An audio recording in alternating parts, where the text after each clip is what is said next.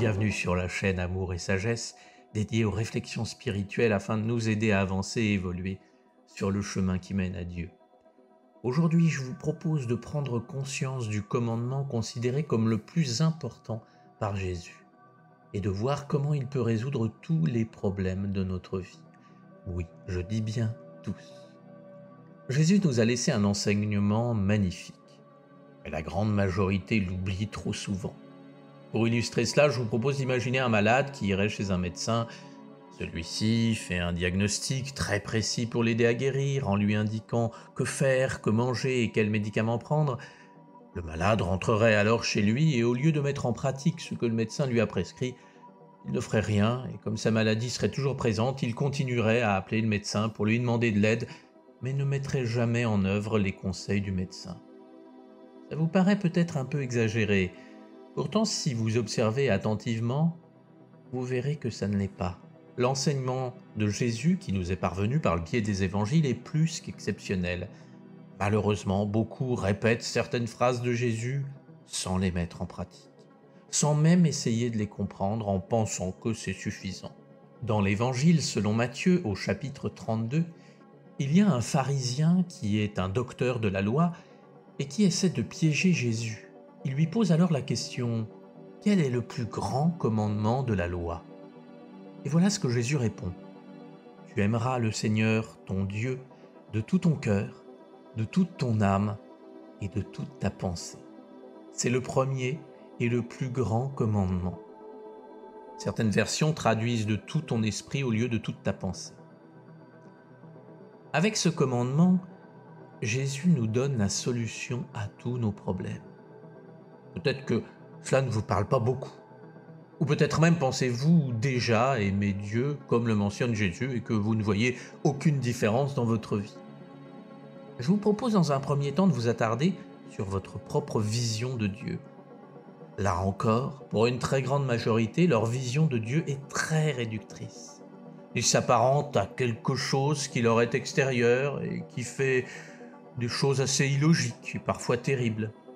Il vaut mieux la voir à la bonne. En fait, le Dieu qu'il prie ressemble ni plus ni moins à un dictateur fou et égoïste auquel il faut obéir de peur qu'il nous envoie des châtiments ou des punitions. Forcément, il est difficile d'aimer une telle vision de Dieu. De plus, on ne peut que comprendre les personnes pensant ainsi. Selon leur vision, Dieu a des réactions totalement folles. Par exemple, il envoie un cancer à une personne vertueuse et fait gagner au loto un pervers qui, grâce à cet argent, fait les pires horreurs. Comment aimer un Dieu capable de cela? Si votre vision s'approche peu ou prou de ce que je viens de vous décrire, je vous propose de commencer par la changer. Sinon, vous ne pourrez jamais comprendre la richesse du commandement de Jésus. Sortez-vous de la tête la vision d'un être qui vous est extérieur et qui vous surveille pour vous punir dès que vous faites quelque chose de travers. Dieu est absolu et infini, bien loin de cette vision culpabilisante répandue pour manipuler les foules. Et de plus, Dieu n'est pas extérieur à nous, il fait partie de nous. C'est pour cela que dans la Genèse, il est expliqué que nous sommes ses enfants, nous possédons tous une particule divine. Donc quand Jésus nous demande d'aimer Dieu de tout notre cœur, de toute notre âme et de tout notre esprit, il nous indique donc que tout ce qui nous compose, nos pensées, nos sentiments, nos aspirations, doivent être en lien avec Dieu. Et pour vous relier véritablement à quelque chose, vous devez l'aimer. C'est pour cela que précédemment, je vous invitais à changer votre vision de Dieu, car jamais vous ne pourrez aimer un tyran ou une vision humaine et réductrice de Dieu. Et l'amour est la clé de ce commandement. S'il vous est difficile d'aimer Dieu de par votre vision biaisée, je vous propose d'essayer de le concevoir autrement. Souvenez-vous par exemple des moments les plus heureux de votre vie. Et là, vous commencerez à vous approcher de Dieu. Tout ce qui est beau et harmonieux n'en est que l'expression. Tout ce qui est laid n'est que la conséquence de nos choix erronés. Cessez de voir un Dieu qui veut vous punir car vous ne lui obéissez pas. Alors vous pensez peut-être que vous avez vécu des injustices et des problèmes qui ne sont pas de votre fait et que c'est la faute de Dieu. Oubliez, là encore, cette vision culpabilisante où vous devez souffrir inutilement. Le commandement de Jésus n'est pas souffrez, souffrez et vous aurez le royaume de Dieu un jour. La souffrance est là pour nous aider à prendre conscience de quelque chose, mais elle n'est pas une fin en soi. Elle nous alerte que nous ne sommes pas sur le bon chemin. Si nous sommes en train de vivre une souffrance de quelque sorte, alors mettons en place ce commandement de Jésus considéré comme le plus important. Car en aimant de tout notre être, alors nous nous relions de la meilleure manière que ce soit à Dieu. Et alors, nous recevons quelque chose de Dieu afin de nous aider à ne plus souffrir inutilement et à vivre une vie harmonieuse. Jésus nous indique donc que notre ego, qui actuellement dirige notre être comme un tyran, doit aimer Dieu pour se mettre à son service. Et alors quand notre ego devient un serviteur de Dieu et que Dieu dirige notre royaume, tout change. Nos problèmes peuvent être résolus car rien n'est impossible à Dieu. Oui, pour notre ego, nos problèmes semblent impossibles à dépasser et nous pensons devoir souffrir et nous n'avons pas le choix. Mais pas pour notre nature divine, qui elle se fait un plaisir de résoudre nos problèmes. Mais peut-être, me direz-vous, comment faire pour aimer Dieu? Eh bien, commencez par vous mettre au calme, car vous ne pourrez pas l'aimer dans le bruit. Ensuite, comme je vous le disais précédemment, Dieu se manifestant dans l'amour, souvenez-vous des moments les plus beaux de votre vie. Ce sont les premiers pas qui vous mèneront à Dieu. Prenez conscience de toute la beauté de ce monde, de cette planète, mais aussi de tout l'univers.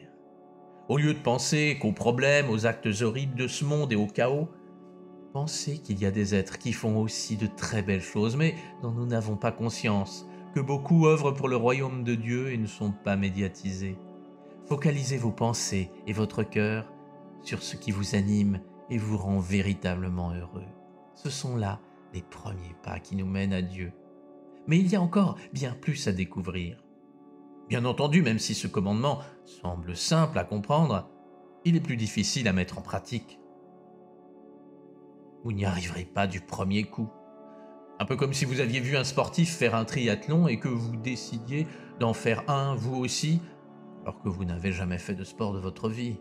Vous ne réussirez pas du premier coup. Mais avec un bon entraîneur et beaucoup de persévérance, cela devient possible. C'est pour cela que ce commandement doit vous habiter toute la journée, pas seulement quelques minutes de temps en temps. Aimer Dieu selon le commandement de Jésus doit être la préoccupation majeure de notre vie. Plusieurs fois par jour, prenez conscience de ce que vous faites.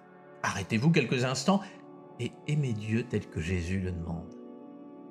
Et vous verrez que de nouvelles forces vous animeront, car c'est ainsi que l'on permet à Dieu de se manifester sur terre.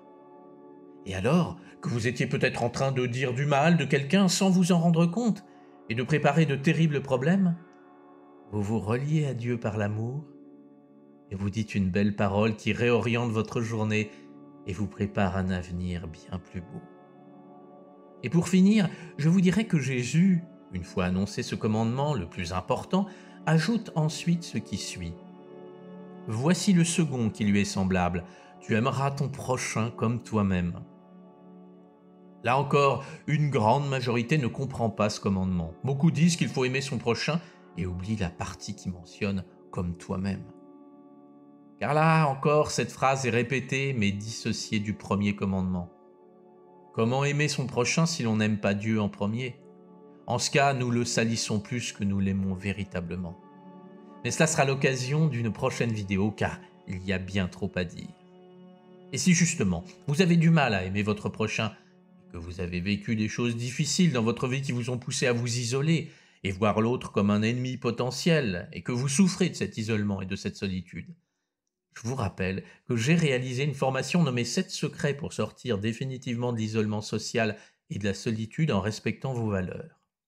Cette formation est gratuite et pour y accéder, il suffit de cliquer sur le lien qui se trouve en description. J'espère que cette vidéo vous a intéressé.